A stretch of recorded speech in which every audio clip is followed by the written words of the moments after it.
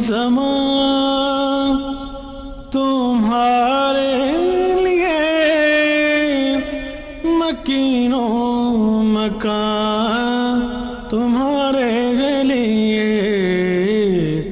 زمین و زمان تمہارے لیے۔ بسم اللہ الرحمن الرحیم۔ السلام علیکم ناظرین، سچ سویرا کی اسپیشل ٹرانسمیشن عشرہ شان مصطفیٰ صلی اللہ علیہ وآلہ وسلم میں آپ تمام دیکھنے والوں کو خوش آمدید کہیں گے۔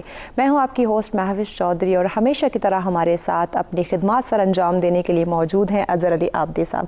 سر، آپ سے درخواست ہے کہ آج کے اس پاکیزہ اور بہت ہی زبردست جو موضوع ہمارا شان مصطفیٰ صلی اللہ علیہ وآلہ وسلم سے ریلیٹڈ ہے وہ ہمارے ناظرین کو آگاہ کیجیے۔ جی، جیسے آپ نے کہا، میں کہوں گا ہماری خوش قسمتی، بلکہ پورے عالم کی خوش قسمتی کہ عشرہ شان مصطفیٰ صلی اللہ علیہ وآلہ وسلم کا آغاز ہے سچ ٹی وی پر، اور رسول پاک ختم مرتبت کی آمد جو وجہ تخلیق کائنات ہے، لیکن اس ظاہری دنیا میں آپ کی آمد کی خوشی کا اور آپ کی شان بیان کرنے کا عشرہ ہے، اور وجہ تخلیق کائنات اس دنیا میں تشریف لا رہے ہیں، تو پوری کائنات اس وقت وجد میں ہے، کیف میں ہے، سرور میں ہے، اور آپ کی آمد کی خوشیاں منا رہی ہے۔ اور سچ ٹی وی تو سارے ہمارے ناظرین جانتے ہیں کہ ان کاوشوں میں پیش ہے، تو پورا عشرہ، پورے 10 دن یہ پروگرام انشاءاللہ ہم اپنے ناظرین کے ساتھ شیئر کریں گے، اور یہ بہت بڑی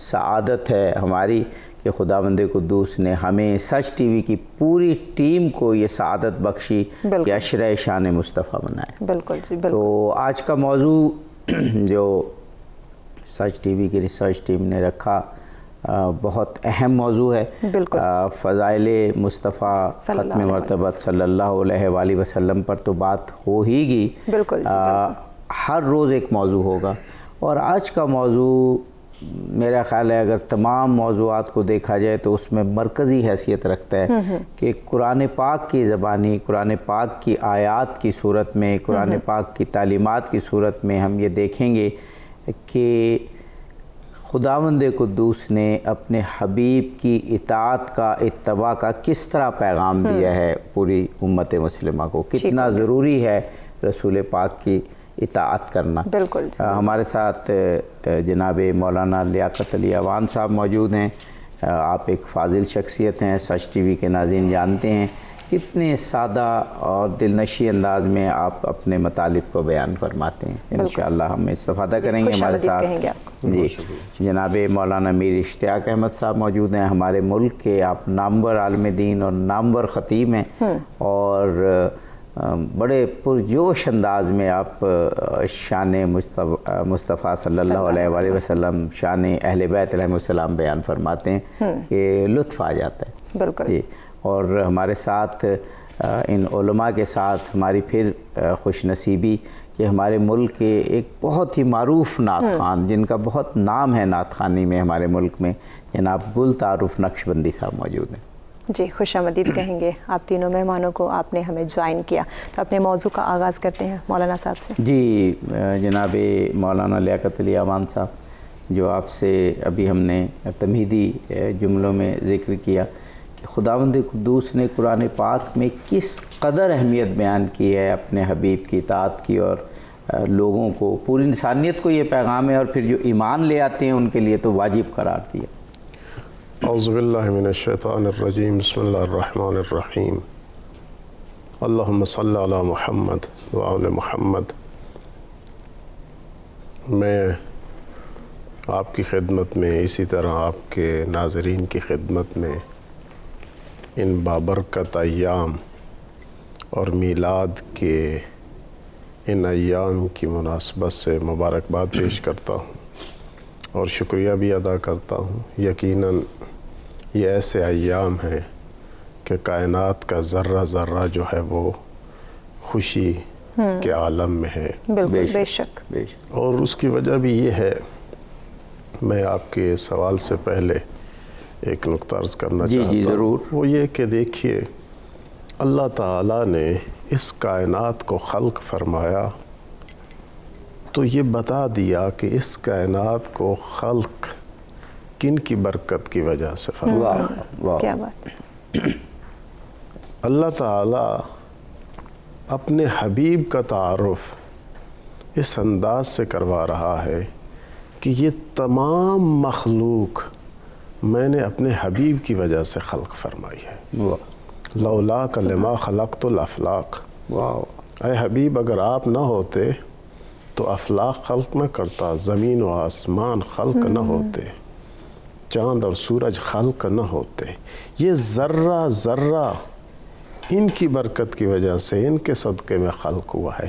جب ان کی وجہ سے خلق ہوا ہے تو ان کی خوشی میں ذرہ ذرہ جو ہے وہ خوش نظر آئے گا.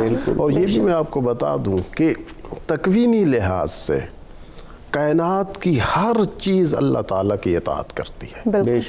دیکھیں کیا کسی کے بس میں ہے کہ تکوینی لحاظ سے اللہ تعالیٰ کی مخالفت کر سکے؟ ایسے نہیں ہو سکتا. دیکھیں سورج مخالفت نہیں کرتا، چاند مخالفت نہیں کرتا، اپنے وقت پر طلوع ہوتے ہیں، اپنے وقت پر حرکت کرتے ہیں، اپنے وقت پر غروب ہوتے ہیں. اور اسی طرح خلقت میں ایک چیز پیدا ہوتی ہے، وہ بڑھتی ہے، پھر اس کی عمر ختم ہوتی ہے، پھر اس کی مختلف جو حالتیں اس پر طاری ہوتی ہیں. کیا اس کے لیے ممکن ہے کہ اس میں وہ مخالفت کر سکے؟ نہیں. اللہ کی نافرمانی اس کے لیے ممکن نہیں ہے. تو پوری مخلوق تکوینی لحاظ سے اللہ تعالیٰ کی اطاعت کرتی ہے. جب تکوینی لحاظ سے اللہ تعالیٰ کی اطاعت کرتی ہے تو اللہ تعالیٰ نے جس مخلوق کو اپنے حبیب کے صدقے میں خلق فرمایا ہے، یقیناً آج وہ پوری مخلوق جو ہے وہ خوش نظر آ رہی ہے.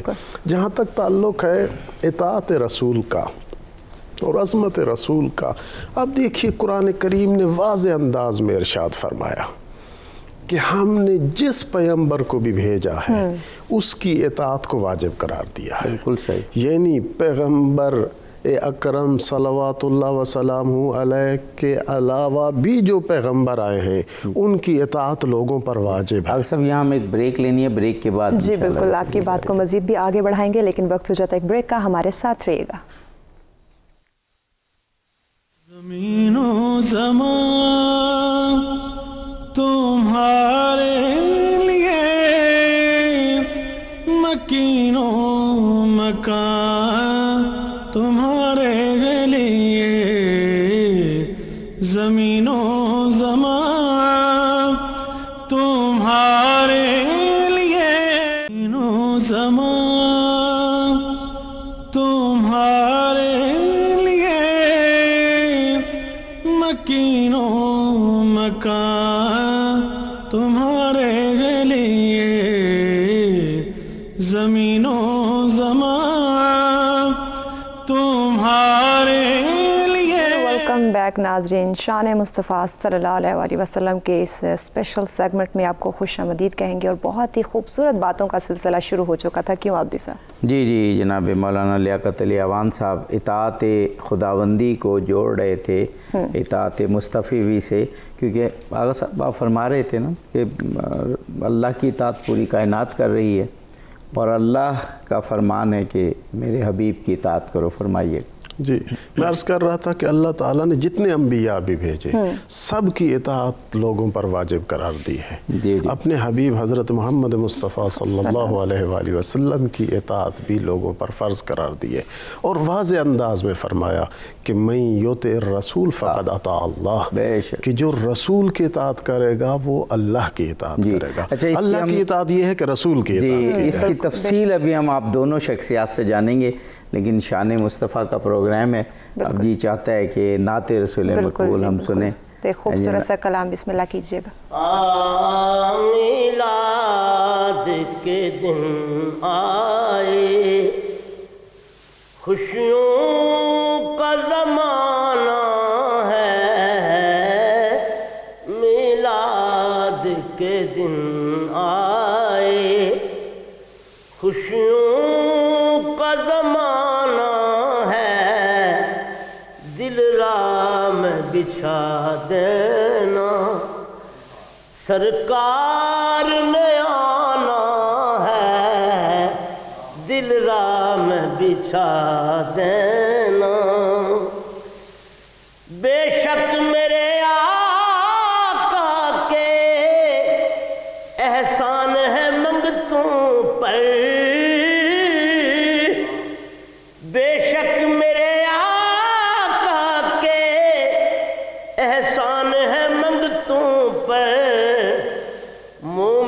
ہے وہی جس نے میلاد منانا ہے، مومن ہے وہی جس نے میلاد منانا ہے، دل راہ میں بچھا دینا۔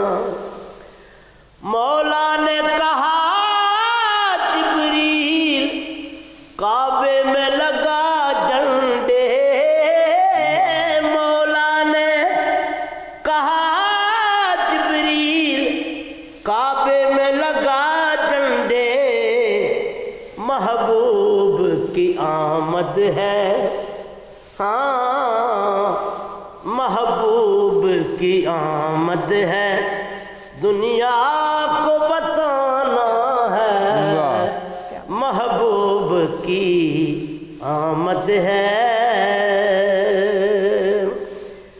اسلام کو خود دے کر سیراب کیا جس نے، اسلام کو خود دے کر سیراب کیا جس نے، وہ آل محمد ہے، آقا کا گھرانہ ہے، وہ آل محمد ہے، میرے آقا کا گھرانہ ہے، میلاد کے دن آئے، ہم روز ازل سے ہی اس در کے بکاری ہیں، ہم روز ازل سے ہی اس در کے بکاری ہیں، اب اور کسی در پر آنا ہے نہ جانا ہے، دل راہ میں بچھا دینا، میرے سرکار نے آنا ہے، میلاد کے دن آئے۔ سبحان اللہ سبحان اللہ، کیا خوبصورت نعت نقشبندی صاحب نے پڑھی، اور اب گفتگو کا سلسلہ جاری رکھتے ہیں۔ جناب مولانا میر اشتیاق احمد صاحب، میرے سامنے قرآن پاک کی ایک آیت، ہمارا موضوع بھی آج کا کہ خود قرآن پاک میں اللہ نے اطاعت رسول کو کیسے بیان کیا کہ اے ایمان والو اللہ کی اطاعت کرو اور رسول کی اطاعت کرو اور اپنے اعمال کو ضائع نہ کرو۔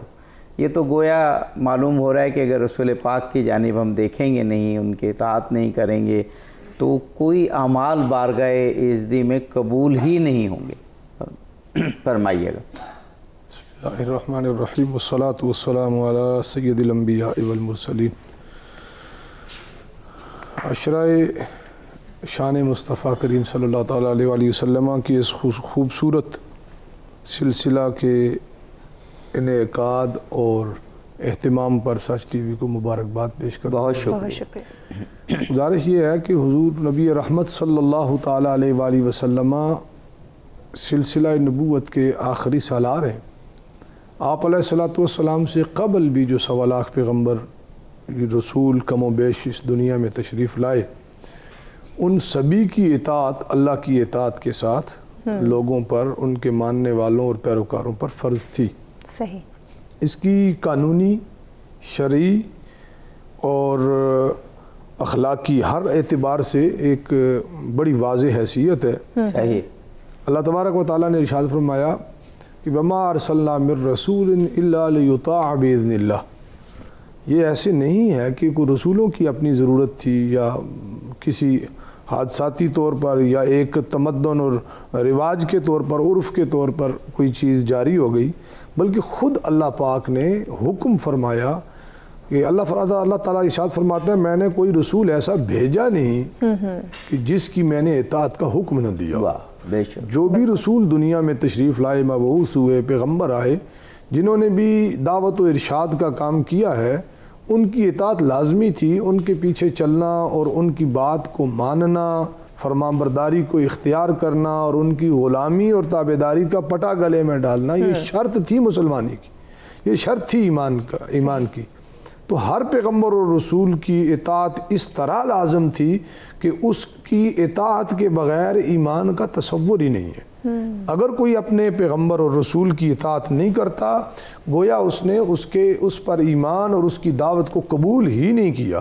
تو کوئی یہ سمجھے کہ اطاعت رسول کوئی ثانوی چیز ہے یا اس کا کوئی بعد میں درجہ آتا ہے، ایسا ہرگز نہیں ہے، بلکہ ابتدا یہیں سے ہے کہ جب تک بھیجے جانے والے شارع اور مہدی جو ہیں یا ہدایت دینے والے یا اللہ کا پیغام پہنچانے والے جو معلم بن کر تشریف لانے والے ہیں، جی ان کی اگر اطاعت غیر مشروط جب تک ان کی اطاعت نہیں کی جائے گی تب تک ایمان کی بنا ہی نہیں ہوتی. جی ہم ایک بریک لینا ہے، بریک کے بعد یہ پھر جی بالکل مزید بھی اس میں تمام گفتگو کو ان ڈیٹیل پہ روشنی ڈالی جائے گی، ان کے پہلوؤں کو اجاگر کیا جائے گا، لیکن وقت ہو جاتا ہے ایک بریک کا. ہمارے ساتھ رہیے گا. زمین و زمان تمہارے لیے، مکین و مکان تمہارے لیے، زمین و زمان تمہارے لیے، تمہارے لیے، مکین و مکان تمہارے لیے، زمین و زمان تمہارے لیے، مکین و مکان تمہارے لیے. جی ویلکم بیک ناظرین. عشرہ شان مصطفیٰ صلی اللہ علیہ وآلہ وسلم میں آپ تمام دیکھنے والوں کو خوش آمدید کہیں گے. بہت ہی خوبصورت باتوں کا سلسلہ جاری ہے.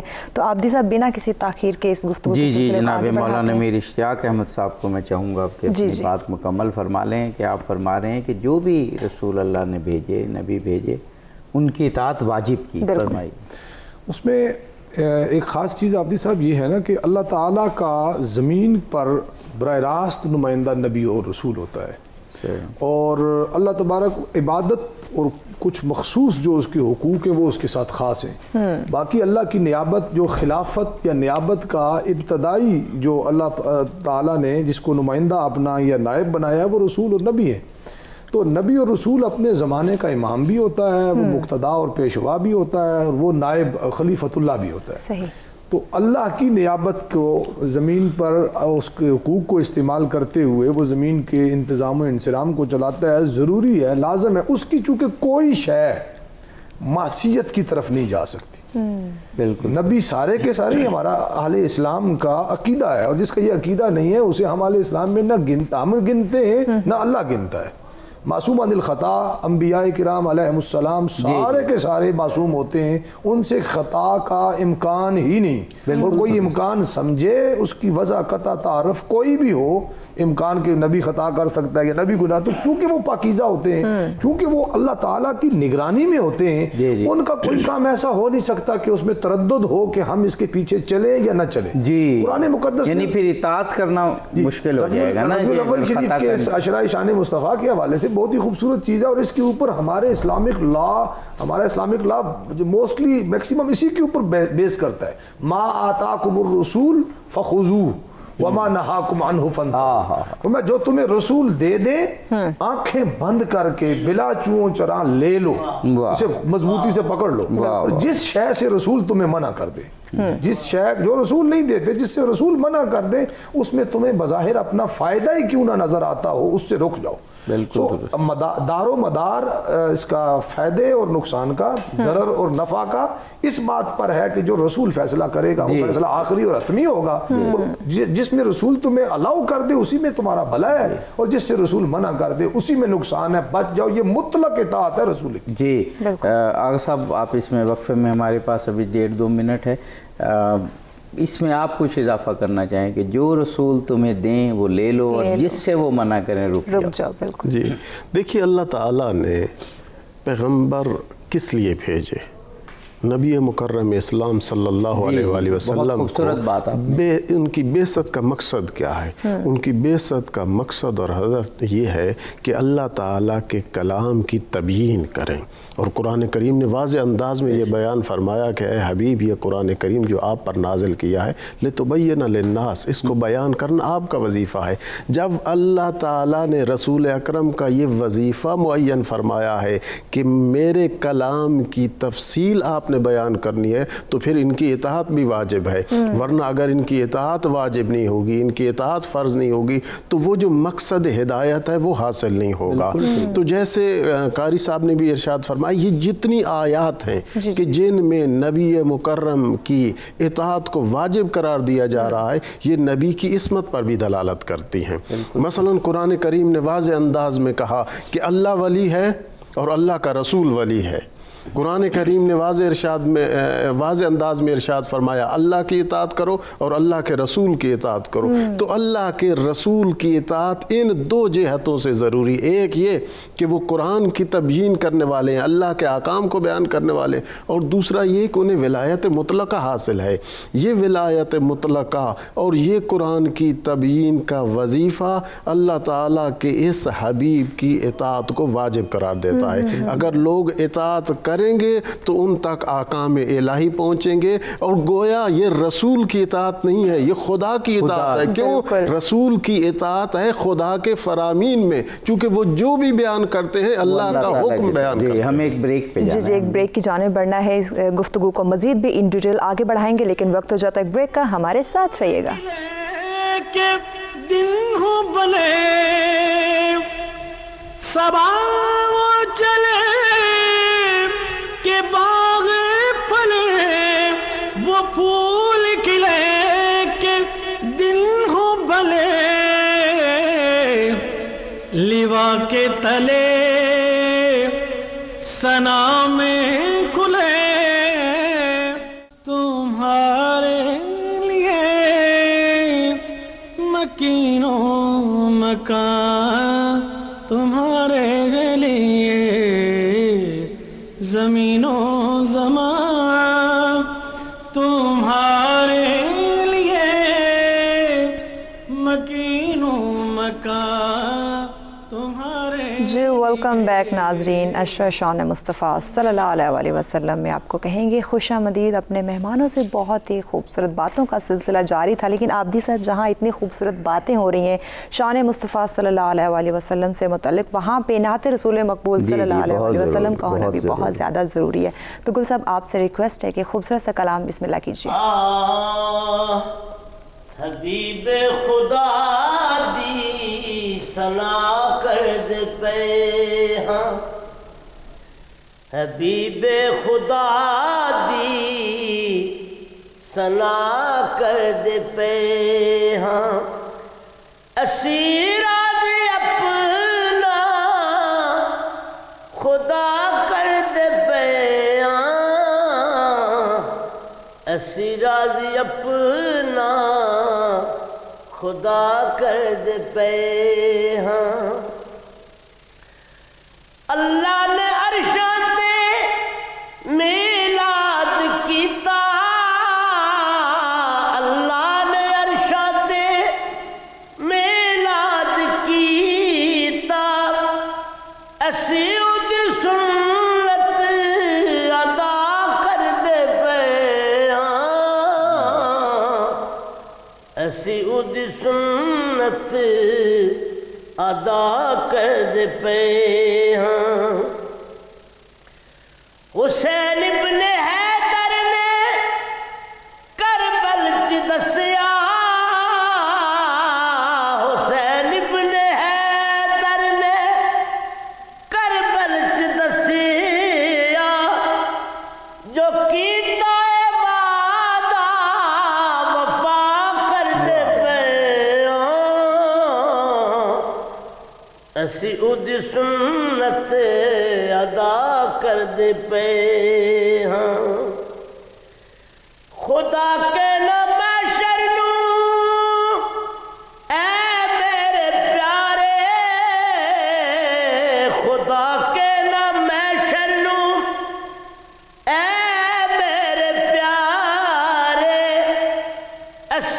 تیری امت رہا کر دے پے ہاں اسی تیری امت رہا کر دے پے ہاں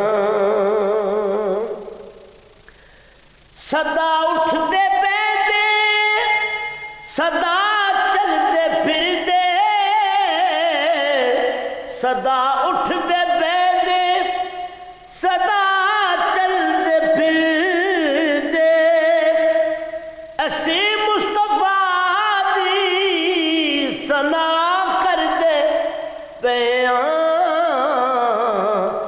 اسی مصطفیٰ دی ثنا کر دے پے ہاں نانے نے تسبیح سجدے وچ سی کیتی نانے نے تسبیح سجدے سی کیتی اسی بھی بہت جدا کر دے پے ہاں اسی دی امت رہا کر دے پے ہاں مولا حسین نے اور نو سکیا میرے مولا حسین نے اور نو سکیا اسی تنو جنت عطا کر دے پے اسی تنو جنت عطا کر دے پے سبحان اللہ سبحان اللہ کیا خوبصورت کلام پیش کیا گفتگو کا سلسلہ جاری رکھتے ہیں جناب مولانا میر اشتیاق احمد صاحب وہ کہتے ہیں نا کہ خداوند قدوس نے ہمیں پیدا کیا پوری کائنات کو پیدا کیا اور خدا کی رحمت اور اس کے اپنے بندوں پر رحم کے علاوہ ہمارے پاس کوئی اور چارہ نہیں ہے اگر ہم کہیں نا ہمارا کوئی استحقاق ہے عمل کی بنا پہ تو وہ بنتا نہیں ہے میرے سامنے بالکل قرآن پاک کی ایک آیت سورہ آل عمران 132 اللہ تعالیٰ ارشاد فرماتے ہیں اور اللہ اور رسول کی اطاعت کرو تاکہ تم پر رحم کیا جائے تو گویا خداوند قدوس فرما رہا ہے کہ رسول اللہ کی اطاعت کے بغیر کوئی رحم یا رحمت کی توقع انسانیت نہ رکھے جی عبدی صاحب پچھلے سیگمنٹ میں نے جہاں سے بات چھوڑی تھی وہ اتفاقاً اسی کے سے مطابقت رکھتی ہے کہ اسی کے اندر نجات بھی ہے اسی کے اندر فلاح بھی ہے اور اسی میں ہماری عافیت ہے کہ ہم رسول معظم صلی اللہ تعالیٰ علیہ وآلہ وسلم کی پیروی کریں اطاعت کریں جس طرح آپ نے یہ لعلکم ترحمون والی آیت کریمہ پڑھی اسی طریقے سے ایک اور آیت قل اطیعوا اللہ والرسول فإن تولوا اب اس کی سزا بھی بتائی کہ اطاعت کرو گے تو تم پر رحم کیا جائے گا تمہیں اللہ پاک انعام سے نوازے گا اور اگر اطاعت اختیار نہیں کرو گے تو کیا ہوگا فرمایا اگر کوئی اس سے منہ پھیرے گا روح گردانی کرے گا تو فإن اللہ لا يحب الکافرین اللہ کفر کو پہنچ جائے گا اللہ کفر والوں کو پسند نہیں کرے اسی مطلب کو آپ جاری رکھیے گا وقفے کے بعد یہیں سے شروع بالکل جی یہیں سے آپ کی بات کا آغاز کیا جائے گا لیکن وقت ہو جاتا ہے ایک بریک کا ہمارے ساتھ رہیے گا چنینو چنا تمہارے لیے بنے دو جہاں تمہارے لیے دہن میں زبان تمہارے لیے مکین و مکان تمہارے لیے زمین و زمان تمہارے لیے مکین و مکان جو ویلکم بیک ناظرین عشرہ شان مصطفیٰ صلی اللہ علیہ وآلہ وسلم میں آپ تمام دیکھنے والوں کو کہیں گے خوش آمدید اپنے مہمانوں سے بہت ہی خوبصورت گفتگو کا سلسلہ جاری ہے اور بنا تاخیر کے عبدی صاحب اپنے مہمانوں جی وقفے سے قبل میر اشتیاق احمد صاحب سے سوال کیا تھا اور اسی کی کنٹینیوشن میں جناب مولانا لیاقت علی اعوان صاحب سے کہ بڑی واضح آیت ہے قرآن کریم میں کہ اور اللہ اور رسول کی اطاعت کرو تاکہ تم پر رحم کیا جائے. تو آغا صاحب ختم مرتبت کو تو کہتے ہی رحمت عالم ہے، رحمت للعالمین ہے، تو یہ تو قرآن کی آیت بھی واضح کہہ رہی ہے کہ اطاعت پر رحمت ہوگی. فرمائیے. دیکھیں یہ تو آپ نے بیان فرما دیا کہ جو اللہ کے رسول کی اطاعت کرتا ہے اللہ کی رحمت اس پر نازل ہوتی ہے.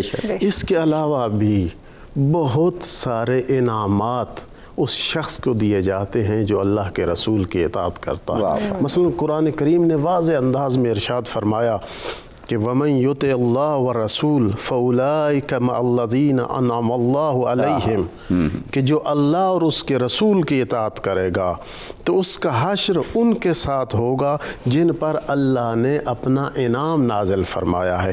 کون ہیں کہ اللہ کے رسول کی اطاعت کرنے والا شخص، ان کے ساتھ اس کا حساب کتاب ہوگا. من النبیین، انبیاء، مطیع رسول انبیاء کی صف میں کھڑے ہوں گے، والصدیقین اور صدیقین کی صف میں کھڑے ہوں گے، والشہداء والصالحین شہداء و صالحین میں سے وہ شمار ہوں گے. اور قرآن کریم ارشاد ہو رہا ہے وَحَسُنَ أُولَٰئِكَ رَفِيقًا، اور یہ کتنے بہترین ہمراہی ہے، کتنے بہترین رفاقت ہے کہ اللہ کے رسول کی اطاعت کرنے والے، مصطفیٰ کی اطاعت کرنے والے انبیاء کے ساتھ معشور ہوں گے، صدیقین کے ساتھ معشور ہوں گے، صالحین کے ساتھ معشور ہوں گے. اور اس کے بعد کہ جو اللہ کے رسول کی اطاعت کرتا ہے وَمَن يُطِعِ اللَّهَ وَرَسُولَهُ کہ يُدْخِلْهُ جَنَّاتٍ کہ اللہ تعالیٰ اس کو بہشت میں داخل کرے گا. اللہ کے رسول کی اطاعت کا نتیجہ بہشت میں داخل ہونا ہے. یعنی بہشت میں جانے کے لیے مصطفیٰ کی اطاعت ضروری ہے. اور اس کے علاوہ بیان ہوا کہ جو اللہ کے رسول کی اطاعت کرے گا فقد فاز فوزا عظیما، تو اسے وہ کامیابی، عظیم کامیابی نصیب ہوگی. اور اللہ کے رسول کی اطاعت کرنے والا محبوب خدا بن جاتا ہے. قُلْ إِن كُنْتُمْ تُحِبُّونَ اللَّهَ فَاتَّبِعُونِي، اے میرے حبیب ان کو کہہ دیجئے کہ اگر تم اللہ تعالیٰ سے محبت کرتے ہو تو میں رسول کی اطاعت کیجئے.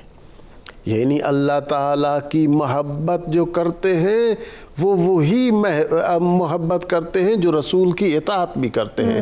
اگر رسول کی اطاعت نہ ہو تو یعنی ان کے دل میں محبت خدا بھی نہیں ہے. اور اگر کوئی اللہ کی محبت کے نتیجے میں رسول کی اطاعت کرتا ہے یحببکم اللہ، اللہ ان سے محبت کرتا ہے. یعنی وہ محبوب خدا بن جاتے ہیں. محبان پروردگار رسول کی اطاعت کے نتیجے میں محبوب خدا بن جاتے ہیں. اسی وجہ سے امیر المومنین نے اپنا تعارف کراتے ہوئے یہ ارشاد فرمایا کہ جو صحابہ رازدار ہیں وہ یہ جانتے ہیں کہ میں نے زندگی کے ایک لمحہ بھی، زندگی کے ایک لمحہ میں بھی، ایک لحظہ میں بھی، ایک آن میں بھی اللہ اور اس کے رسول کی نافرمانی نہیں کی. ہمیشہ میں نے اللہ کے رسول کی اطاعت کی ہے. اور مولا علی فرماتے ہیں میں اللہ کے رسول کے نقش قدم پر اس طرح چلتا تھا، میں اللہ کے رسول کی اطاعت اس طرح کرتا تھا، مصطفیٰ کی اطاعت کا انداز ایسے تھا، میں ان کے پیچھے پیچھے اس طرح چلتا تھا جس طرح اونٹنی کا بچہ اونٹنی کے پیچھے جاتا. کیا بات ہے، بہت بہت خوب، بہت خوب. جناب مولانا میر اشتیاق احمد صاحب کو ہمارے پاس 1-1.5 منٹ ہے وقفے سے قبل، لیکن آپ بعد میں بھی گفتگو جاری کیجیے گا. میرے سامنے قرآن پاک کی ایک ایسی آیت ہے کہ وہ پڑھ کے تو ایک دفعہ بندہ لرز اٹھتا ہے کہ اس روز یعنی قیامت کے دن کی بات ہو رہی ہے. اس روز کافر اور جو لوگ رسول کی نافرمانی کرتے رہے تمنا کریں گے کہ کاش زمین پھٹ جائے اور ہم اس میں سما جائیں. یعنی رسول اللہ کی نافرمانی جو کرے گا قیامت کے دن وہ اس قدر پریشان ہوگا کہ خود قرآن کریم نے کہا کہ زمین پھٹ جائے اور وہ اس میں سما جائے. جی آفتی صاحب ایسے ہی ہے.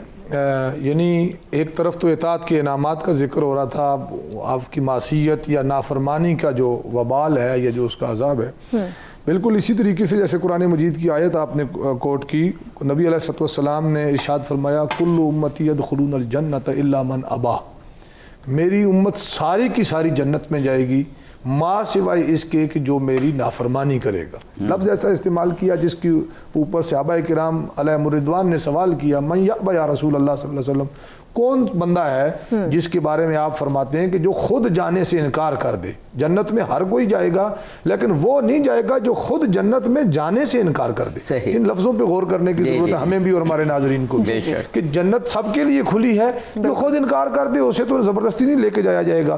تو صحابہ کرام علیہم الرضوان نے جب پوچھا کہ یا رسول اللہ خود انکار کرنے والا بدبخت ایسا کون ہے, فرمایا من اطاعنی, جس نے میری اطاعت کی دخل الجنہ, وہ جنت میں داخل ہو گیا. ومن عصانی فقد ابا, اور جس نے میری اطاعت سے منہ پھیرا اور نافرمانی کی یا معصیت کو اختیار کیا, اس نے گویا جنت میں جانے سے انکار کر دیا. اس کے لیے جنت بھی نہیں ہے, اس کے لیے حضور نبی رحمت صلی اللہ تعالیٰ علیہ وآلہ وسلم کے وہ جو دیگر انعامات اطاعت کی وجہ سے, دیکھیں نا ابتدا ہم نے یہاں سے کی تھی کہ ایمان ملتا ہے اطاعت سے, تو گویا ایمان جب اطاعت نہیں کرتا تو وہ کفر کی طرف لوٹ جاتا ہے, حضور کو پیٹ پھیرنے والا. حتیٰ کہ یہاں تو یہ ہے کہ چہرے پہ بھی اگر ناگواری کے اظہار خود ارادی طور پہ وہ لے آیا, یا اس نے اپنے اشارے کنائے سے بھی کوئی ایسی بات کی, قرآن مقدس میں یہ بات آپ وقفے کی بات کیجیے گا. بالکل آپ کی بات کو مزید بھی آگے بڑھائیں گے, لیکن وقت ہو جاتا ہے ایک بریک کا, ہمارے ساتھ رہے گا. بنے دو جہاں تمہارے لیے, چنینو چنا تمہارے لیے, بنے دو جہاں تمہارے لیے, زمان تمہارے لیے, مکین و مکان تمہارے لیے, زمین و زمان تمہارے لیے, مکین و مکان تمہارے لیے. جی ویلکم بیک ناظرین, اس خوبصورت سے سیگمنٹ عشرہ شان مصطفیٰ صلی اللہ علیہ وآلہ وسلم میں آپ تمام دیکھنے والوں کو کہیں گے خوش آمدید. بہت ہی خوبصورت موضوع اور بہت ہی خوبصورت گفتگو کا آغاز رہا, چونکہ ٹائم بہت کم ہے. عبدی صاحب جی میں نے ایک آیت کی صورت میں سوال کیا تھا کہ خدا بندے قدوس فرماتا ہے, جس کا مفہوم آیت قرآنی کا کہ جنہوں نے رسول اللہ کی نافرمانی کی اطاعت نہیں کی, وہ قیامت کے دن یہ کہیں گے کہ زمین پھٹ جائے اور وہ اس میں سما جائے. جی میں نے اس کے مقابلے میں حدیث مبارکہ ایک سنائی تھی کہ اللہ کے نبی علیہ السلام فرمایا کہ ساری امت جنت میں جائے گی ماں سوائے ان کے کہ جو خود انکار کر دیں. اور انکار کو اس بات سے تعبیر کیا کہ جو رسول پاک صلی اللہ علیہ وسلم کی اطاعت نہیں کرے گا اور معصیت کو نافرمانی کو اختیار کرے گا. پوچھنے پر صحابہ کرام کی آپ نے وضاحت فرمائی کہ وہ جو ہے وہ گویا نافرمان ہے, اور نافرمان نے جنت جانے سے انکار کر دیا. اچھا وہ انکار نہ بھی کرتا, مطلب لفظوں میں انکار کوئی نہ بھی کرے, تو اس کے لیے قرآن مجید سورہ نساء میں فرمایا وَمَن يَعْصِ اللَّهَ وَرَسُولَهُ وَيَتَعَدَّ حُدُودَهُ يُدْخِلْهُ نَارًا خَالِدًا فِيهَا.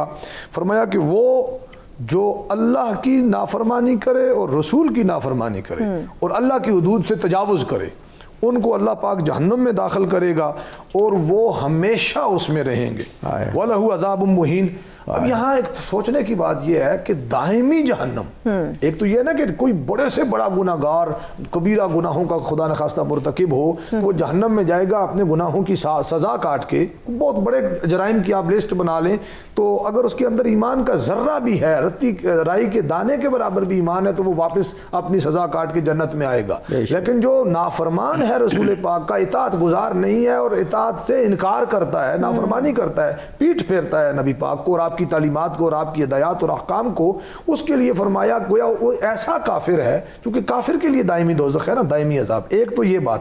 دوسرا عابدی صاحب اس میں بڑا لطیف نقطہ ہے, جیسے لیاقت صاحب نے بات کی تھی پیچھے کہ من یطیع الرسول فقد اطاع اللہ, قرآن کی آیت کوٹ کی تھی کہ جس نے رسول کی اطاعت کر لی بس وہ اللہ کا بھی مطیع ہے, ہم نے اس کو کنسیڈر کر لیا.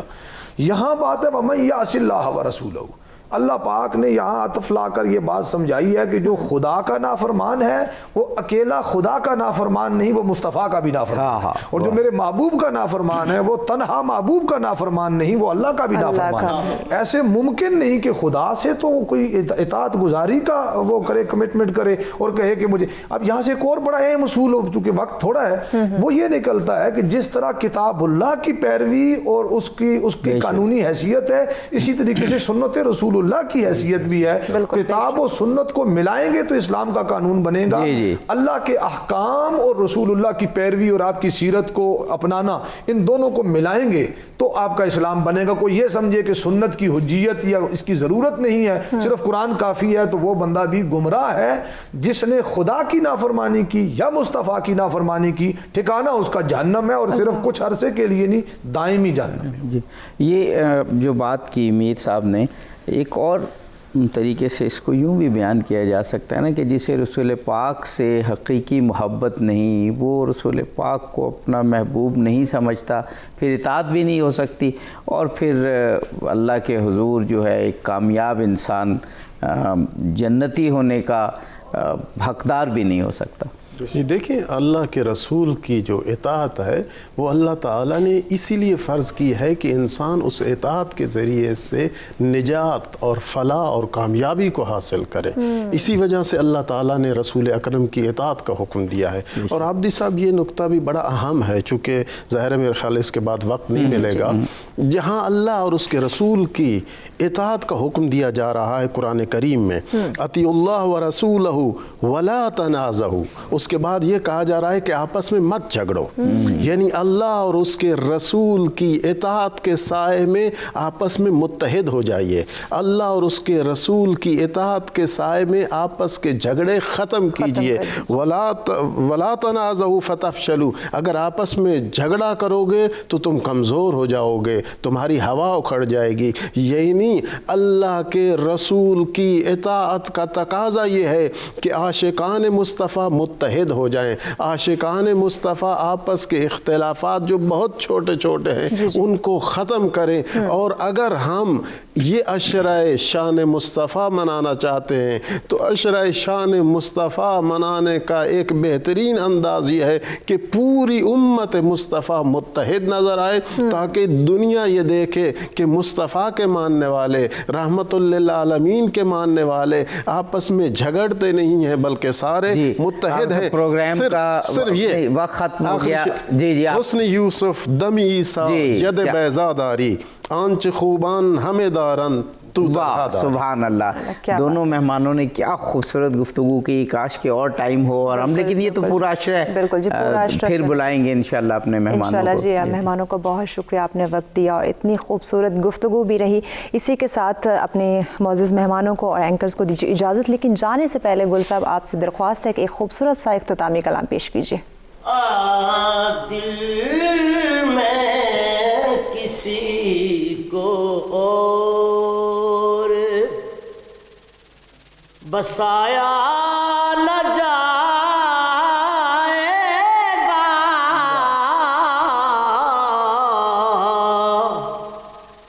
دل میں کسی کو اور بسایا نہ جائے گا،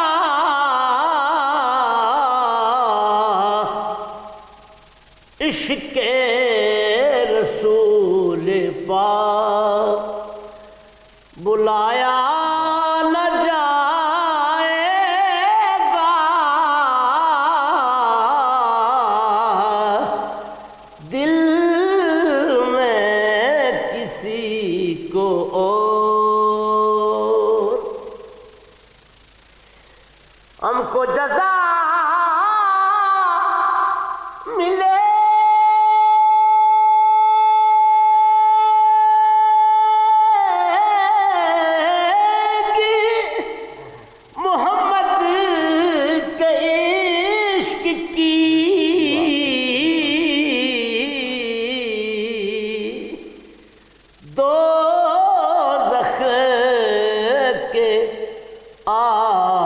پاس بھی لایا نہ جائے گا دل میں کسی کو اور روشن رہے گا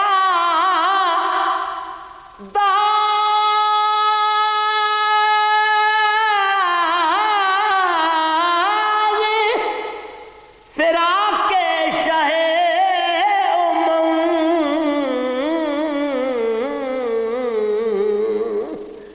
یہ وہ چراغ ہے جو بجھایا نہ جائے گا بس یہ وہ چراغ ہے جو بجھایا نہ جائے گا دل میں کسی کو اور کہتے تھے یہ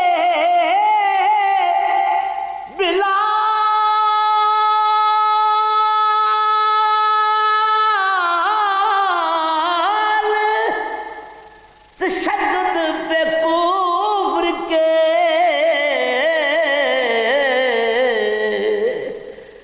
عشق نبی تو دل سے مٹایا